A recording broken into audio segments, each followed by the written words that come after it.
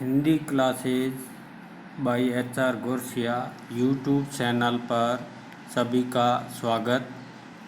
प्यारे विद्यार्थियों, आज अपन अध्ययन करेंगे कक्षा 12 हिंदी साहित्य की सरयू पुस्तक का पाठ नंबर 13। पाठ का नाम है गुल्ली डंडा, जिसके लेखक है मुंशी प्रेमचंद। गुल्ली डंडा मुंशी प्रेमचंद की कहानी है। इससे पहले सभी से निवेदन है कि Hindi classes by HR Gorasia YouTube को सब्सक्राइब कर लें और अधिक से अधिक शेयर करें। तो सर्वप्रथम आधुनिक काल के महान कथाकार मुंशी प्रेमचंद की कहानी है गुल्ली डंडा, जो इस सरयू पुस्तक कक्षा 12 के हिंदी साहित्य के सिलेबस में है। तो सबसे पहले मुंशी प्रेमचंद का जीवन परिचय पढ़ेंगे। मुंशी प्रेमचंद का जन्म 31 जुलाई 1880 को वाराणसी के निकट लम्ही गांव में हुआ था। लम्ही गांव वाराणसी उत्तर प्रदेश में इनका जन्म हुआ 31 जुलाई 1880 में। इनकी माता का नाम आनंदी देवी और पिता का नाम मुंशी अजायब राम था। ये लम्ही डाकघर में डाक मुंशी थे। कौन? मुंशी प्रेमचंद के पिताजी। 7 वर्ष की अवस्था में उनकी माता का देहांत हो गया और 14 वर्ष की अवस्था में पिता का देहांत होने के से इनका बचपन एवं किशोर जीवन संघर्ष में रहा। इनका मूल नाम धनपत राय श्रीवास्तव था। ये ध्यान रखना, मुंशी प्रेमचंद का मूल नाम क्या था? धनपत राय श्रीवास्तव। पढ़ने का शौक इनको बचपन में से ही था। 1898 में मैट्रिक परीक्षा उत्तीर्ण कर स्थानीय विद्यालय में शिक्षक नियुक्त हो गए। नौकरी के साथ पढ़ाई जारी रखते हुए 1910 में इंटर और 1919 में BA पास किया। BA करने के पश्चात आप शिक्षा विभाग में इंस्पेक्टर पद पर नियुक्त हुए। अर्थात मुंशी प्रेमचंद शिक्षा विभाग में इंस्पेक्टर पद पर नियुक्त हुए। 1900 में इन्होंने विधवा विवाह का समर्थन करते हुए बाल विधवा शिवरानी देवी से दूसरा विवाह किया। इनकी दूसरी पत्नी का नाम क्या है? शिवरानी देवी। उनकी 3 संतानें हुई। सोचे वतन पर रोक तथा लेखन बंद करने के अंग्रेज सरकार के आदेश के बाद मुंशी दया नारायण की सलाह से इन्होंने प्रेमचंद नाम से लेखन प्रारंभ किया। ध्यान रखना, सोजे वतन इनकी रचना है जो 1908 में प्रकाशित हुई थी और उस पर अंग्रेज सरकार ने रोक लगा दी थी। और इसके बाद मुंशी दया नारायण की सलाह से धनपत राय श्रीवास्तव ने जो प्रेमचंद के नाम से लेखन प्रारंभ किया और यह नाम आगे चलकर प्रसिद्ध हो गया। उर्दू में लेखन का कार्य नवाब राय के नाम से करते रहे थे। तो इससे पहले जो उर्दू में लिखते थे, तो मुंशी प्रेमचंद उर्दू में लेखन कार्य नवाब राय नाम से करते थे। उनका अंतिम उपन्यास मंगलसूत्र उनकी लंबी बीमारी एवं तत्पश्चात निधन के कारण पूरा न हो सका।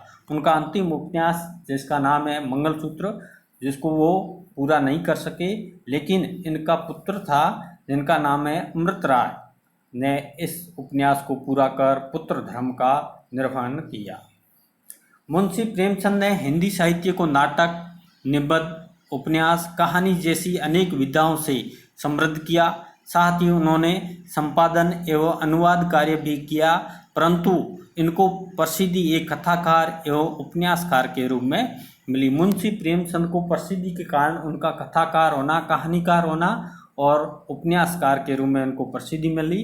बंगाली के प्रसिद्ध साहित्यकार शरत चंद्र ने इन्हें उपन्यास सम्राट की उपाधि दी। ध्यान रखना, मुंशी प्रेमचंद को उपन्यास सम्राट की उपाधि किसने दी? बंगाली के प्रसिद्ध साहित्यकार थे शरत चंद्र। इन्होंने उपन्यास सम्राट की उपाधि दी। प्रेमचंद तत्पश्चात उपन्यास सम्राट के नाम से प्रसिद्ध रहे। इनका रचना संसार इस प्रकार है। इनके नाटक है संग्राम 1922 में प्रकाशित हुआ, करबला 1928 में। लेख और निबंध। विभिन्न पत्र पत्रिकाओं में प्रेमचंद के निबंध छपते रहे, जिनमें इन्होंने सामाजिक एवं साहित्यिक चिंताओं की अभिव्यक्ति की। प्रेमचंद के निबंधों का संकलन प्रेमचंद विविध प्रसंग, जिसके 3 भाग हैं, तथा प्रेमचंद कुछ विचार नामक की पुस्तकों में मिलता है। इनमें से कुछ निबंध साहित्य का उद्देश्य, कहानी कला भाग 1, 2, 3, हिंदी उर्दू की एकता, महाजनी सभ्यता, उपन्यास, जीवन में साहित्य का स्थान आदि है। अब इन्होंने जो अनुवाद कार्य किया उनमें से पहला है टॉलस्टॉय की कहानियाँ 1923 में, गाल्सवर्दी के 3 नाटकों का हड़ताल 1930 में, सांदी की डिबिया 1931 में और नया न्याय 1931 नाम से इन्होंने अनुवाद किया। मतलब मुंशी प्रेमचंद के ये अनुवाद से संबंधित कार्य हैं। डॉक्टर कमल किशोर गोयनका के अनुसार प्रेमचंद ने कुल 301 कहानियाँ लिखी, जिनमें से 3 अभी अप्राप्य हैं। ये ध्यान रखना, डॉक्टर कमल किशोर गोयनका ने माना कि मुंशी प्रेमचंद की कुल 301 कहानियाँ थी और जिसमें से 3 अभी तक प्राप्त नहीं हैं। इनकी प्रथम कहानी कौन सी है ये तय करना बड़ा कठिन है। फिर भी कुछ विद्वान संसार का अनमोल रतन को हिंदी की पहली कहानी मानते हैं, तो कुछ पंच परमेश्वर जो 1916 में लिखी गई को प्रथम कहानी मानते हैं। प्रेमचंद का पहला कहानी संग्रह सोजे वतन के नाम से जून 1908 में प्रकाशित हुआ, जिस पर अंग्रेज सरकार ने रोक लगाई थी। इनके जीवन काल में कुल 9 कहानी संग्रह प्रकाशित हुए। ध्यान रखना, बाद वाले उनके जीवन मृत्यु के बाद में प्रकाशित हुए थे। 9 कहानी संग्रह ये हैं। पहला है सप्तसरोज, दूसरा है नवनिधि, तीसरा है प्रेम पूर्णिमा, चौथा है प्रेम पच्चीसी, 5वां है प्रेम प्रतिमा, 6ठा है प्रेम द्वादशी, 7 है समर यात्रा, 8 है मानसरोवर भाग 1, 2 और कफन। कफन प्रेमचंद की अंतिम कहानी मानी जाती है। ध्यान रखना, प्रेमचंद की अंतिम कहानी कौन सी मानी जाती है? कफन। प्रेमचंद की मृत्यु के पश्चात इनकी कहानियां मानसरोवर शीर्षक से 8 खंडों में प्रकाशित हुआ। ध्यान रखना, इनकी कहानियां मानसरोवर के 8 भागों में 8 खंडों में प्रकाशित हुई। प्रेमचंद जी की कहानियों के विकास क्रम को 3 काल खंडों में बांट सकते हैं। पहला काल खंड है 1916 से 1920 तक की अवधि, द्वितीय काल खंड है 1920 से 1930 तक की अवधि, तृतीय काल खंड है 1930 से 1937 तक की अवधि काल खंड माने जाते हैं इनकी कहानियों के। इन कालों में कहानियों के अलग अलग रूप सामने आते हैं। अब है पत्र पत्रिकाएं मुंशी प्रेमचंद के द्वारा संपादित। 1922 में माधुरी पत्रिका का संपादन किया मुंशी प्रेमचंद ने। 1930 में हंस मासिक पत्रिका का प्रारंभ, प्रकाशन एवं संपादन किया और 1932 में जागरण साप्ताहिक का संपादन किया। अब है उपन्यास। प्रेमचंद द्वारा कुल 15 उपन्यास लिखे गए थे, जिनमें से काल क्रमानुसार निम्नलिखित प्रमुख है।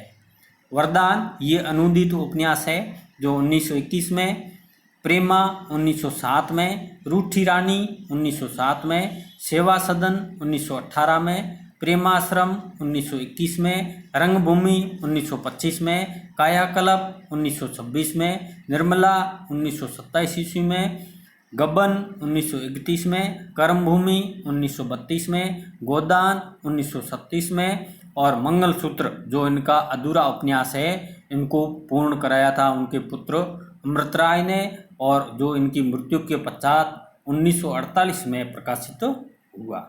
अब अपन इनकी कहानी पढ़ेंगे गुल्ली डंडा। तो पाठ परिचय। प्रस्तुत कहानी गुल्ली डंडा में बचपन की यादें संजोई गई है। कहानी बड़े कौशल से इस सच्चाई को चरितार्थ करती है कि पद और प्रतिष्ठा मनुष्य के बीच के नैसर्गिक संबंध को समाप्त कर देती है। कहानी में कथानायक और गया दोनों बाल सखा है, मतलब दोनों बालपन के दोस्त है, मित्र है। दोनों ही बाल अवस्था में बिना किसी भेदभाव के गुल्ली डंडा खेला करते थे, कथानायक और गया। कथानायक जो कि थानेदार का लड़का था। दाव देने के विवाद में गया के हाथों पिट गया था, परंतु उसने किसी से शिकायत नहीं की। 20 साल बाद कथानायक, जो अब इंजीनियर हो गया है, मतलब वो अब 20 साल के बाद में कथानायक इंजीनियर बन जाता है और उसी गांव में आता है।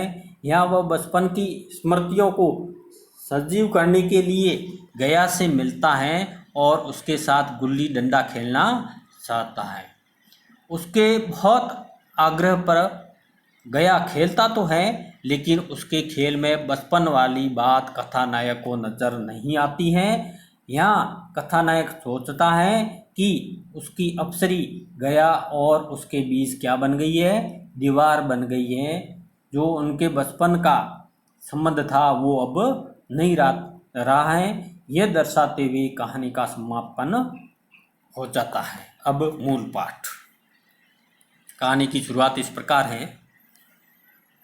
विद्यार्थियों, YouTube चैनल को सब्सक्राइब नहीं किया है तो अभी से अभी जल्दी से जल्दी YouTube चैनल को सब्सक्राइब करें और शेयर करें। कहानी की शुरुआत करते हैं।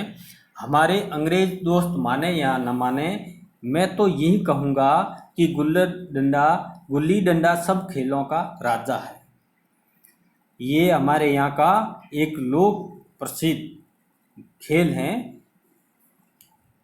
अब भी कभी लड़कों को गुल्ली डंडे खेलते देखता हूँ तो जी लोट हो जाता है। किसका? कथानायक का, कि इनके साथ जाकर खेलने लगूं। न लॉन की जरूरत, लॉन कहते हैं बगीचा जहाँ पर खेलने का मैदान, न कोर्ट की, न नेट की जरूरत है, न थापी की जरूरत है। मजे से किसी भी पेड़ से एक टहनी काट ली, गुल्ली बना ली और 2 आदमी भी आ गए तो खेल शुरू हो जाता है। कौन सा खेल? गुल्ली डंडा। विलायती खेलों में सबसे बड़ा ऐब है कि उनके सामान महंगे होते हैं। विलायती मतलब विदेशी खेलों का सबसे महत्वपूर्ण बात यह है कि उनके सामान क्या होते हैं? महंगे होते हैं। जब तक कम से कम 1 सैकड़ा खर्च न कीजिए, खिलाड़ियों में शुमार नहीं हो सकता है।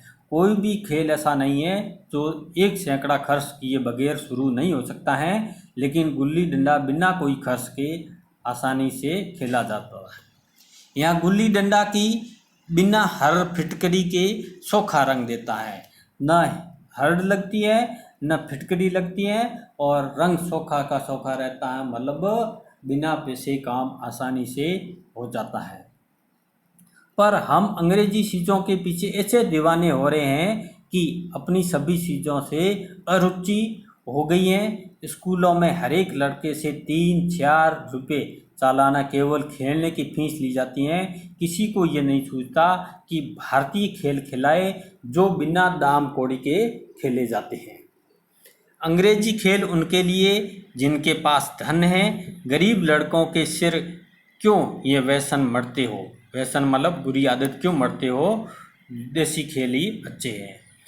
ठीक है, गुल्ली डंडा से आँख फूट जाने का भय रहता है तो क्रिकेट से सिर फूट जाने, तिल्ली फट जाने, टांग टूट जाने का भय नहीं रहता है। कथानायक कहता है बिल्कुल भय रहता है। अगर हमारे माथे से गुल्ली का दाग आज तक बना हुआ है तो हमारे कई दोस्त ऐसे भी हैं जो थापी को वैशाखी से बदल बैठे हैं। यह अपनी अपनी रुचि है। मुझे गुल्ली ही सब खेलों से अच्छी लगती हैं और बचपन की मीठी स्मृतियों में गुल्ली ही सबसे मीठी है। ये किसको सबसे अच्छी लगती है? कथानायक को।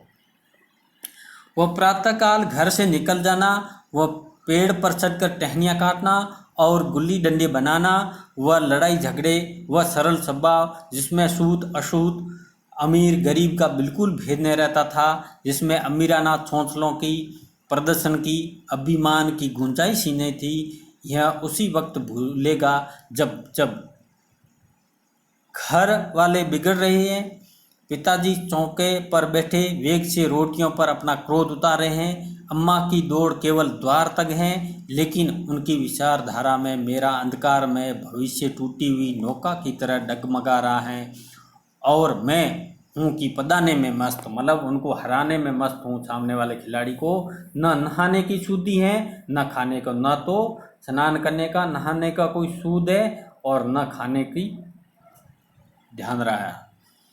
गुल्ली है तो जरा सी, पर उसमें दुनिया भर की मिठाइयों की मिठास और तमाशों का आनंद भरा हुआ है।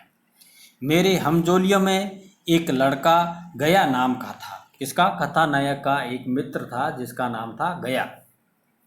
मुझसे 2-3 साल बड़ा होगा, दुबला लंबा, बंदरों की सी लंबी लंबी पतली पतली उंगलियां, बंदरों की सी सफलता, वही झल्लाट गुल्ली कैसी ही वो उच्च पर इस तरह झपकता जैसे छिपकली कीड़ों पर लपकती हैं। मालूम नहीं उसके माँ बाप थे या नहीं, कहाँ रहता था, क्या खाता था, पर था हमारे गुल्ली क्लब का चैंपियन। कौन? गया। गया गुल्ली क्लब का चैंपियन था। जिसकी तरफ वह आ जाए उसकी जीत निश्चित थी। हम सब उसे दूर से आते देखकर उसका स्वागत करते थे और उसे अपना गोया बना लेते थे। गोया मतलब अपना सखा साथी। एक दिन मैं और गया दोनों खेल रहे थे। वह पदा रहा था, मैं पद रहा था। मगर कुछ विचित्र बात थी कि पदाने में हम दिन भर मस्त रह सकते, पदना 1 मिनट भी अखरना। मैंने गला छुड़ाने के लिए सब चालें चली जो ऐसे अवसर पर शास्त्र विहित न होने पर भी सम्य है, जिसको क्षमा किया जा सकता है। लेकिन गया अपना दाव लिए बगैर मेरा पिंड न छोड़ता था। मैं घर की ओर भागा, अर्थात कथानायक अपने घर की ओर भागा। अनुनय विनय का कोई असर न हुआ। गया ने मुझे दौड़कर पकड़ लिया और डंडा तानकर बोला, मेरा दाव देकर जाओ। पदाया तो बहुत बड़े बहादुर बनके पदने के बेर क्यों भागे जाते हो? तुम दिन भर पदाओ तो मैं दिन भर पदता रहूं? हाँ, तुम्हें दिन भर पदना पड़ेगा। न खाने जाऊं न पीने जाऊं। हाँ, मेरा दाव दिए बिना नहीं जा सकते, ऐसा गया कहता है। हाँ, मेरे गुलाम हो, मैं घर जाता हूँ, देखूँ मेरा क्या कर लेते हो। घर कैसे जाओगे? कोई दिल लगी है? दाव दिया है, दाव लेंगे। अच्छा, कल मैंने अमरूद खिलाया था, वो लौटा दो। किसको अमरूद खिलाया था? कथानायक को गया ने खिलाया था। वह तो पेट में चला गया है, निकालो पेट से। तुमने क्यों खाया मेरा अमरूद? तुमने दिया था तब मैंने खाया, मैं तुमसे मांगने न गया था। जब तक मेरा अमरूद न दोगे मैं दाव न दूंगा। मैं समझता था न्याय मेरी ओर है, आखिर मैंने किसी स्वार्थ से ही उसे अमरूद खिलाया होगा। कौन निस्वार्थ किसी के साथ सलूक करता है? भिक्षा तक को स्वार्थ के लिए ही देते हैं। जब गया ने अमरूद खाया तो फिर उसे मुझसे दाव लेने का क्या अधिकार है? रिश्वत देकर तो लोग खून पचा जाते हैं, ये मेरा अमरूद यूं ही हजम कर जाएगा। अमरूद पैसे के 5 वाले थे जो गया के बाप को भी नसीब न होगे। ये सरासर अन्याय था। गया ने मुझे अपनी ओर खींचते हुए कहा, मेरा दाव देकर जाओ, अमरूद मैं नहीं जानता। जो कथानायक ने गया को अमरूद खिलाया था उसके बारे में कहता है कि गया कहता है कि मेरे को दाव देकर जाओ, अमरूद से मैं कुछ नहीं जानता। मुझे न्याय का बल था, वह अन्याय पर डटा हुआ था। मैं हाथ छुड़ाकर भागना चाहता था, वह मुझे जाने न देता। मैंने उसे गाली दी, उसने उससे कड़ी गाली दी, और गाली ही नहीं एक चांटा जमा दिया, मतलब थप्पड़ लगा दी। मैंने उसे दांत से काट दिया, उसने मेरी पीठ पर डंडा जमा दिया। मैं रोने लगा।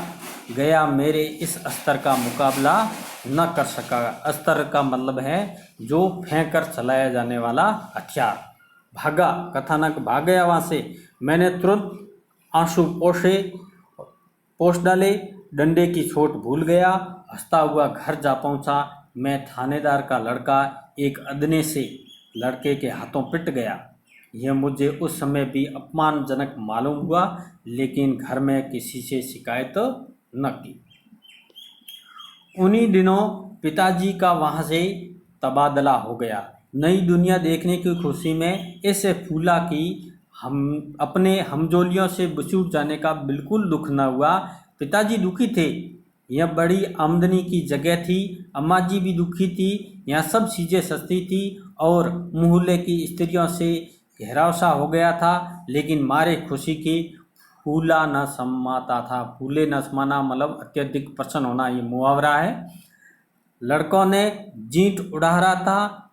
वहाँ ऐसे घर थोड़े ही होते हैं, ऐसे ऐसे ऊंचे घर हैं कि आसमान से बातें करते हैं। वहाँ के अंग्रेजी स्कूल में कोई मास्टर लड़कों को पीटे तो उसे जेल हो जाए, जेल मतलब जेल हो जाती हैं। मेरे मित्रों की फैली हुई आंखें और सकित मुद्रा बतला रही थी कि मैं उनकी निगाह में कितना ऊंचा उठ गया हूँ। कौन? कथानायक। बच्चों में मिथ्या को सत्य बता देने की शक्ति है, जिसे हम और जो सत्य को मिथ्या बना लेते हैं क्या समझेंगे। उन बेचारों को मुझसे कितनी स्पर्धा हो रही थी। स्पर्धा मतलब कितनी होड़ हो रही थी। मानो कह रहे थे, तुम भगवान हो भाई, जाओ, हमें तो इसी उज्जड़ ग्राम में जीना है और मरना भी। 20 साल गुजर गए। मैंने इंजीनियरिंग पास की, अर्थात कथानायक ने इंजीनियरिंग की परीक्षा पास की। उसी जिले का दौरा करते हुए उसी कस्बे में पहुंचा। डाक बंगले में ठहरा। उस स्थान को देखते ही इतनी मधुर बाल स्मृतियाँ हृदय में जाग उठी कि मैंने छड़ी उठाई और कस्बे की सैर करने निकला। आँख किसी प्यासे पथिक की भांति बचपन के उन क्रीड़ा स्थलों को देखने के लिए व्याकुल हो रही थी। पथिक मतलब राहगीर की तरह। पर उच्च परिचित नाम के सिवाय वहाँ और कुछ परिचित न था। परिचित नाम कौन था? गया। जहाँ खंडर था वहाँ पक्के मकान खड़े थे। जहाँ बरगद का पुराना पेड़ था वहाँ अब सुंदर बगीचा था। स्थान की काया पलट हो गई। अगर उसके नाम और स्थिति का ज्ञान न होता तो मैं इसे पहचान भी नहीं सकता। किसको नहीं पहचान सकता? गया को। बचपन की संचित और अमर स्मृतियाँ वहाँ खोले अपने उन पुराने मित्रों से गले मिलने को अधीर हो रही थी, मगर वह दुनिया बदल गई थी। ऐसा जी होता था कि उस धरती से लिपट कर रोऊं और कहूँ, तुम मुझे भूल गई, मैं तो अब भी तुम्हारा वही रूप देखना चाहता हूँ। मतलब 20 साल के बाद उन गांव का दृश्य बिल्कुल बदल गया था। इसी के बारे में लेखक यहाँ कथानायक कहता है। सहसा एक खुली हुई जगह में मैंने 2-3 लड़कों को गुल्ली डंडा खेलते देखा। एक क्षण के लिए मैं अपने को बिल्कुल भूल गया कि मैं एक ऊंचा अफसर हूँ, अर्थात बड़ा इंजीनियर हूँ। साहबी ठाठ में, रोब और अधिकार के आवरण में जाकर एक लड़के से पूछा, क्यों बेटे, यहाँ कोई गया नाम का आदमी है? एक लड़के ने गुल्ली डंडा समेटकर सहमे हुए स्वर में कहा, कौन गया? क्या शर्मकार? मैंने यूं ही कहा, हाँ वही गया नाम का कोई आदमी है तो शायद वही हो जो कथानायक का मित्र था। हाँ है तो जरा उसे बुला सकते हो? लड़का दौड़ता हुआ गया और एक क्षण में एक 5 हाथ के काले देव के को साथ लिए आता दिखाई दिया। मैं दूर ही से पहचान गया। उसकी ओर लपकना चाहता था कि उसके गले लिपट जाऊं, पर कुछ सोच कर रह गया। बोलो, कहो गया, मुझे पहचानते हो? गया ने झुककर सलाम किया। हाँ मालिक, भला पहचानूंगा क्यों नहीं। आप मज़े में रहे? बहुत मज़े में। मुझे अपनी कहो, डिप्टी साहब का साइंस हूँ। मतई, मोहन, दुर्ग सब कहाँ हैं? कुछ खबर है? मतई तो मर गया है। दुर्गा और मोहन दोनों डाकिये हो गए हैं। मैं तो जिले का इंजीनियर हूँ, कथानायक कहता है। सरकार तो पहले ही बड़े जहीन थे, अब कभी गुल्ली डंडा खेलते हो? गया ने मेरी और प्रसन्न की आंखों से देखा। अब गुल्ली डंडा क्या खेलूंगा सरकार, अब तो धंधे से छुट्टी नहीं मिलती है, ऐसा गया कहता है। आओ आज हम तुम खेले, तुम पदाना हम पदेंगे, तुम्हारा एक दाव हमारे ऊपर है, वह आज ले लो। गया बड़ी मुश्किल से राजी हुआ। वह 18 का मजदूर, मैं एक बड़ा अफसर, हमारा और उसका क्या जोड़, मतलब उनका कोई मेल नहीं है। बेचारा झेप रहा था, लेकिन मुझे भी कुछ कम झेप न थी। इसलिए नहीं कि मैं गया के साथ खेलने जा रहा था, बल्कि इसलिए कि लोग इस खेल को अजूबा समझकर इसका तमाशा बना लेंगे और अच्छी खासी भीड़ लग जाएगी। उस भीड़ में आनंद कहाँ रहेगा? पर खेल बगैर तो रहा नहीं जाता। आखिर निश्चय हुआ कि उन्होंने बस्ती से बहुत दूर एकांत में जाकर खेले। एकांत मतलब जहाँ पर कोई लोग ना हो, वहाँ कौन देखने वाला बैठा होगा, मज़े से खेलेंगे और बचपन की उस मिठाई को खूब रस लेकर खाएंगे। मैं गया को लेकर डाक बंगले पर आया और मोटर में बैठकर दोनों मैदान की ओर चले। साथ में एक कुल्हाड़ी ले ली। मैं गंभीर भाव धारण किए हुए था, लेकिन गया इसे अभी तक मजाक ही समझ रहा था। फिर भी उसके मुख पर उत्सुकता या आनंद का कोई चिन्ह न था। मतलब वो बचपन वाला उनके आनंद नहीं दिखाई दे रहा था। शायद वह हम दोनों में जो अंतर हो गया वही सोचने में मगन था। कौन? गया। क्योंकि गया एक सामान्य मजदूर था और कथानायक बड़ा एक इंजीनियर बन गया था। उनके बीच में जो अंतर हो गया था वही उनके बारे में चिंतन कर रहा था। मैंने पूछा, तुम्हें कभी हमारी याद आती थी गया? सच कहना? गया झेंपता हुआ बोला, मैं आपको याद करता हुजूर किस लायक हूँ। भाग में आपके साथ कुछ दिन खेलना बदा था, नहीं मेरी क्या गिनती। मैंने कुछ उदास होकर कहा, लेकिन मुझे तो बराबर तुम्हारी याद आती थी। तुम्हारा वह डंडा जो तुमने तान कर जताया था, याद है न?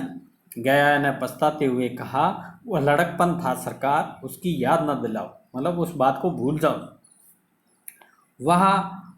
वह मेरे बाल जीवन की सबसे रसीली याद है।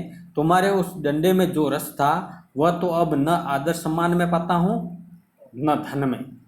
कुछ ऐसी मिठास थी कि उसमें आज तक उससे मन मीठा होता रहता है। इतनी देर में हम बस्ती से कोई 3 मील निकल आए। चारों ओर सन्नाटा था, मतलब बिल्कुल चुपचाप शांत वातावरण था। पश्चिम और कोसों तक भीमताल फैला हुआ था, जहाँ आकर हम किसी समय कमल पुष्प तोड़ ले जाते थे और उसके झुमके बनाकर कानों में डाल लेते थे। जेठ की संध्या केसर में डूबी चली जा रही थी। मैं लपक कर एक पेड़ पर चढ़ गया और एक टहनी काट लाया। कौन? कथानायक। चटपट गुल्ली डंडा बन गया। खेल शुरू हो गया। मैं गुच्ची में गुल्ली रखकर उछाली। गुल्ली गया के सामने से निकल गई। उसने हाथ लपकाया जैसे मछली पकड़ रहा हो। गुल्ली उसके पीछे जाकर गिरी। यह वही गया है जिसके हाथों में गुल्ली जैसे आप ही जाकर बैठ जाती थी। वह दाहिने बाएं कहीं हो, गुल्ली उसके हाथों में ही पहुंचती थी, जैसे गुल्लियों पर वंशीकरण डाल देता हो। ये बचपन में ऐसा होता था। नई गुल्ली, पुरानी गुल्ली, छोटी गुल्ली, बड़ी गुल्ली, नोकदार गुल्ली, सपाट गुल्ली, सभी उसमें मिल जाती थी। मतलब कैसी भी हो गुल्ली उसको पकड़ लेता था। जैसे उसके हाथों में कोई चुंबक हो, गुल्लियों को खींच लेता हो। लेकिन आज गुल्ली को उससे वह प्रेम नहीं रहा। फिर भी तो मैंने पदाना शुरू किया। मैं तरह तरह की धांधलियाँ कर रहा था। अभ्यास की कसर बेईमानी से पूरी कर रहा था। उच्च जाने पर भी डंडा खेले जाता था। हालांकि शास्त्र के अनुसार गया की बारी आनी चाहिए थी, नियमानुसार आनी चाहिए थी। गुल्ली पर ओछी चोट पड़ती और वह जरा दूर पर गिर पड़ती तो मैं झपटकर उसे खुद उठा लेता, दोबारा टांड लगाता। गया वह सारी बेकायदियाँ देख रहा था। जो बेकायदियाँ मतलब जो नियमों में नहीं थी, जो बेनियम हो रही थी, बिना नियमों के हो रहा था, उनको सहन कर रहा था, पर कुछ न बोलता। जैसे उसे वह सब कायदे कानून भूल गया। मतलब गुल्ली डंडे के क्या नियम है वो भूल गया। उसका निशाना कितना अचूक था। गुल्ली उसके हाथ से निकलकर टन से डंडे में जाकर लगती थी। उसके हाथ से छूटकर उसका काम था डंडे से टकरा जाना। लेकिन आज वह गुल्ली डंडे में लगती ही नहीं। कभी दाहिने जाती, कभी बाएं, कभी आगे, कभी पीछे। आधे घंटे पदाने के बाद, मतलब उनको आधे घंटे पदाने के बाद एक बार गुल्ली डंडे में आ लगी। मैंने धांधली की, गुल्ली डंडे से नहीं लगी। बिल्कुल पास से गई लेकिन लगी नहीं है। गया ने किसी प्रकार का असंतोष नहीं प्रकट किया। न लगी होगी ऐसा कहने लगा। डंडे में लगती तो क्या मैं बेईमानी करता? नहीं भैया, तुम भला बेईमानी करोगे? बचपन में मजाल था कि ऐसा घपला करके जीता बचता, मतलब ऐसा कोई घपला नहीं कर सकता था कथानायक। गया उनको करने नहीं देता था, यहीं गया गर्दन पर छट बैठता। लेकिन आज मैं उसे कितनी आसानी से धोखा दिए चला जाता था। गद्दा है, सारी बातें भूल गया, ऐसा कथानायक कहता है। ये तो गद्दा है, बिल्कुल पुरानी जो बचपन की बातें थी उन बातों सभी को भूल गया। सहसा गुल्ली फिर डंडे से लगी, इतने जोर से लगी जैसे बंदूक छूटी हो। इस प्रमाण के सामने अब किसी तरह की धांधली करने का साहस मुझे इस वक्त भी न हो सका। लेकिन क्यों न एक बार सबको झूठ बताने की चेष्टा करूं, मतलब प्रयास करूं। मेरा हर्ज ही क्या, मान गया तो वाह वाह, नहीं तो 2 4 हाथ पदना ही तो पड़ेगा। अंधेरा का बहाना करके जल्दी से गेला छुड़ा लूँगा, मतलब कथानायक कहता है अंधेरा का बहाना करके मैं खेल ख़त्म कर लूँगा, फिर कौन दाव देने आता है। गया ने विजय के उल्लास में कहा, लग गई टन से बोली। मैंने अनजान बनने की चेष्टा कर कहा, तुमने लगते देखा है? मैंने तो नहीं देखा। टन से बोली है सरकार, और जो किसी ईंट से लग गई हो। मतलब कथानायक कहता है किसी ईंट से लग गए हो, लेकिन डंडे से नहीं लगी। मेरे मुख से यह वाक्य उस समय कैसे निकला, इसका मुझे खुद आश्चर्य है। मतलब कथानायक स्वयं को आश्चर्य होता, असंभव होता है। इस सत्य को झुठलाना वैसा ही है जैसे दिन को क्या बनाना है, रात बनाना। दिन को रात किस प्रकार बनाया जा सकता, उतना ही साफ झूठ बोल रहा था कथानायक। हम दोनों ने गुल्ली को डंडे में जोर से लगते देखा था, लेकिन गया ने मेरा कथन स्वीकार कर लिया। हाँ, किसी ईंट में लगी होगी, डंडे में लगती तो इतनी आवाज़ न आती। गया ऐसा इस बात को स्वीकार करता है। मैंने फिर पदाना शुरू कर दिया, लेकिन इतनी प्रत्यक्ष धांधली कर देने के बाद भी सरलता पर मुझे दया आने लगी। इसलिए जब तीसरी बार गुल्ली डंडे में लगी तो मैंने बड़ी उदारता से दाव देना तय किया। गया ने कहा, अब तो अंधेरा हो गया, बयां कल पर रखो। मैंने सोचा कल बहुत सा समय होगा, यह न जाने कितनी देर पदाए, इसलिए इसी वक्त मामला साफ कर लेना अच्छा होगा। मामला मतलब मामला को साफ कर लेते हैं, मतलब इनको खिला देते हैं। नहीं, अभी बहुत उजाला है, तुम अपना दाव ले लो, ऐसा कथानायक कहता। गुल्ली सूझेगी नहीं, कुछ परवाह नहीं। गया ने पदाना शुरू किया, पर उसे अब बिल्कुल अभ्यास न था। उसने 2 4 टान लगाने का इरादा किया, प्रयास किया, पर दोनों ही बार हुच गया, मतलब वो सफल नहीं हुआ। 1 मिनट में से कम में वह दाव पूरा कर चुका था। बेचारा घंटा भर पदा, पर 1 मिनट में ही अपना दाव को खो दिया। मैंने अपने हृदय की विशालता का परिचय दिया। एक दाव और खेल लो, तुम तो पहले ही हाथ में उच गए, मतलब पहले प्रयास में ही असफल हो गए हो। एक दाव और खेल लो। नहीं भैया, अब अंधेरा हो गया है, तुम्हारा अभ्यास छूट गया है, कभी खेलते नहीं, खेलने का समय कहाँ मिलता है भैया। हम दोनों मोटर पर जा बैठे।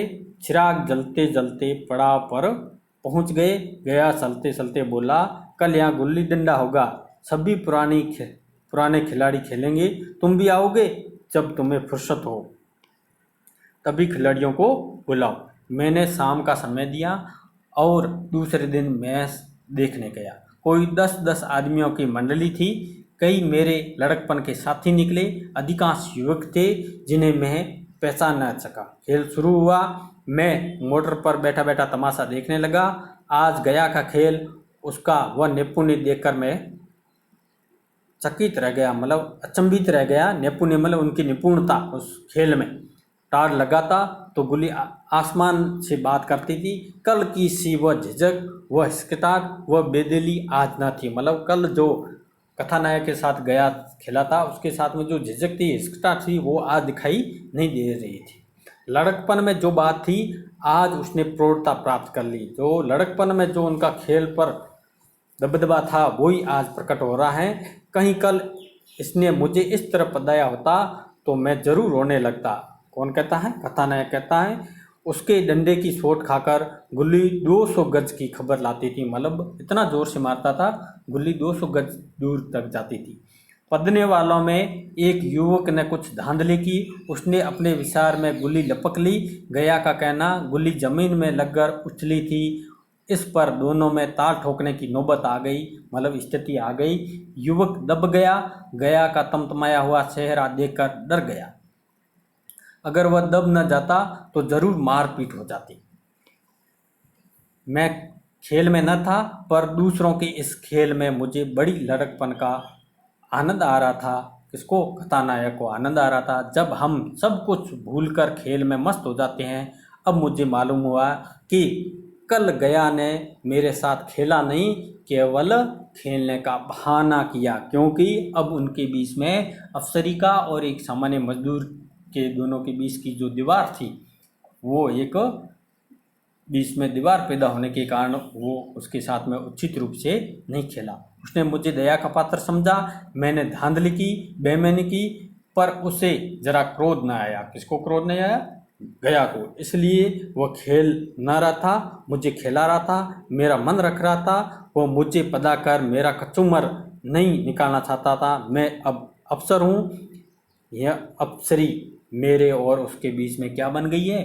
दीवार बन गई है। वो एक बड़ा अफसर इंजीनियर बन गया है, गया एक सामान्य मजदूर था। ये उनके बीच में दीवार बन गई थी। वो गया केवल उनको खिलाना चाहता था, लेकिन स्वयं उस बचपन के तरह नहीं खेलना चाहता था। मैं अब उसका लिहाज पा सकता हूँ, अदब पा सकता हूँ, साहचर्य नहीं पा सकता हूँ। लड़कपन था तब मैं उसका समकक्ष था, हमने कोई भेद न था। यह पद पाकर अब मैं केवल उसकी दया के योग्य हूँ। वह मुझे अपना जोड़ नहीं समझता। वह बड़ा हो गया हूँ, मैं छोटा हो गया हूँ। अर्थात बड़ा कौन हो गया? गया हो गया, क्योंकि उसने उनका साथ दिया और उनके पद की प्रतिष्ठा रखी। इस प्रकार ये गुल्ली डंडा कहानी मुंशी प्रेमचंद की समाप्त होती हैं। तो विद्यार्थियों, आपको ये कहानी कैसी लगी इसके बारे में कमेंट्स करें, और Hindi classes by HR Gorasia YouTube channel को अधिक से अधिक सब्सक्राइब करें और शेयर करें। धन्यवाद।